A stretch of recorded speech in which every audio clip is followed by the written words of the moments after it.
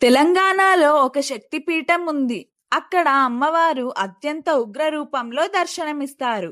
ఈ క్షేత్రాన్ని దర్శిస్తే దుష్టశక్తుల ప్రభావం తొలగి ధైర్యం పెరుగుతుందని భక్తుల యొక్క విశ్వాసం.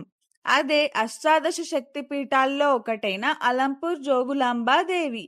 దక్షయజ్ఞం అనంతరం శివుడు సతీదేవి శరీరాన్ని మోసుకుంటూ తాండవం చేశాడు. అప్పుడు మహావిష్ణువు సుదర్శన చక్రంతో సతీదేవి శరీరాన్ని ఖండించాడు. ఆ శరీర భాగాలు పడిన పవిత్ర ప్రాంతాలే శక్తిపీఠాలుగా ప్రసిద్ధి చెందాయి. అలంపూర్లో సతీదేవి పైదవడ పడిందని స్థానిక సాంప్రదాయం చెబుతోంది. అందుకే ఈ క్షేత్రం అష్టాదశ శక్తిపీఠాలలో విశిష్ట స్థానాన్ని పొందింది. జోగులాంబ అమ్మవారు అత్యంత ఉగ్ర స్వరూపంలో దర్శనమిస్తారు. అమ్మవారి జుట్టు విరబూసుకొని ఉంటుంది. బల్లి, తేలు, కప్ప, గుడ్లగూబ వంటి జీవులు అమ్మవారి ఉగ్రశక్తికి ప్రతీకలుగా చిత్రించబడతాయి.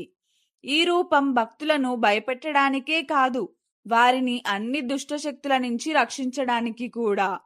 జోగులాంబాదేవి ఆలయం తుంగభద్ర, కృష్ణా నదుల సంగమానికి సమీపంలోని అలంపూర్లో ఉంది. ఇక్కడే ప్రసిద్ధ నవబ్రహ్మ ఆలయాలు కూడా ఉన్నాయి.